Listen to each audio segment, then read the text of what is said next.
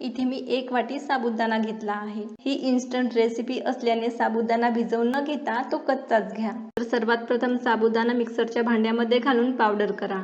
खूप बारीक पावडर करून घ्यायची नाही। तर हे बघा, अशा प्रकारे थोडं जाडसरच दळून घ्या। नंतर एका भांड्यामध्ये काढून घ्या। आता यामध्ये मी उकडलेले बटाटे किसून घालत आहे। तुम्ही मॅश करून सुद्धा घालू शकता, परंतु अशा प्रकारे किसून घातल्यास बटाट्यांच्या अजिबात बारीक सारीक फोडी राहत नाही। इथे मी 1 कप साबुदाण्यासाठी 3 मीडियम आकाराचे बटाटे घातले आहेत। आता यामध्ये 1 चमचा जिरे, 2 बारीक चिरलेल्या हिरव्या मिरच्या, तुमच्या आवडीनुसार मिरचीचे प्रमाण कमी जास्त करून घ्या। 10 ते 12 कढीपत्त्याची पाने सुद्धा छान बारीक चिरून घाला। थोडा कोथिंबीर। आता मी यामध्ये 3 चमचे भाजलेल्या शेंगदाण्याचा कूट घालत आहे। शेंगदाणे थोडे मी जाडसरच कुटून घेतले आहेत। चवीनुसार मीठ घाला। आता यामध्ये पाणी न घालता मिक्स करा आणि छान घट्ट पीठ भिजवून घ्या। बटाट्यांच्या ओलसरपणामध्येच पिठाचा छान गोळा तयार होतो।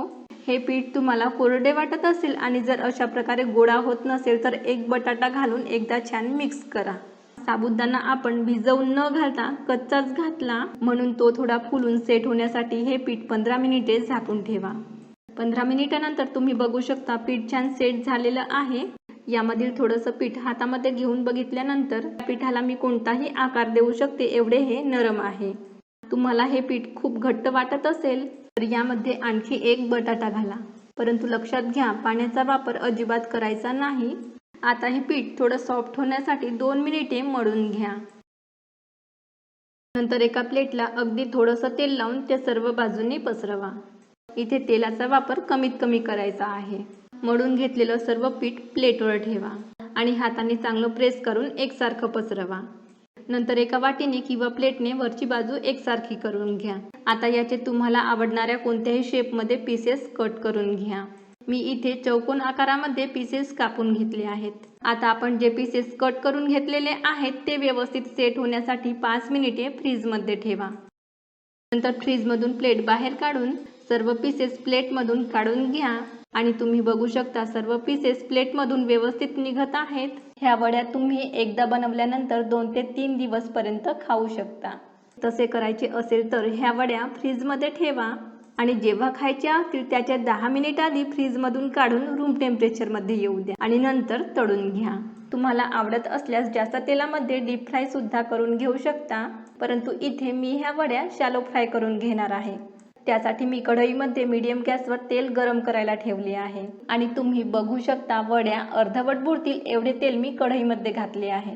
तेल थोडं गरम झालं आहे। यामध्ये वडी घातल्यानंतर हे बघा हलके बबल्स आलेले आहेत। तेल यापेक्षा जास्त गरम करायचे नाही। कढईमध्ये येतील एवढ्या वड्या एका वेळेस घाला। गॅसची फ्लेम मीडियम ठेवा। ह्या वड्या कढईला चिकटत नाही आणि तेलामध्ये फुटत सुद्धा नाही आणि महत्त्वाचं म्हणजे कमी तेलकट होतात। थोडा रंग बदलल्यानंतर पलटून घ्या। साबुदाणा आपण मिक्सरमधून बारीक करून घेतल्याने ह्या वड्या आतमधून कच्च्या न राहता शिजायला सुद्धा खूप कमी वेळ लागतो। मीडियम गॅसवरच दोन्ही बाजूंनी अशा प्रकारे आलटून पालटून छान सोनेरी रंग येईपर्यंत तळून घ्या आणि उपवासाची चटणी किंवा दह्यासोबत खायला द्या। तुम्ही जर एकसारखे साबुदाणा वडे खाऊन बोर झाला असणार तर त्यासाठी हा खूप छान ऑप्शन आहे। वरून अतिशय क्रिस्पी आणि आतमधून खूप सॉफ्ट होतात। एकदा करूनच बघा। रेसिपी आवडली असेल तर एक लाईक अवश्य द्या आणि जास्तीत जास्त शेअर करा। व्हिडिओ बघितल्याबद्दल तुमचे खूप खूप धन्यवाद। भेटूयात आणखी अशाच एका नवीन व्हिडिओ सोबत।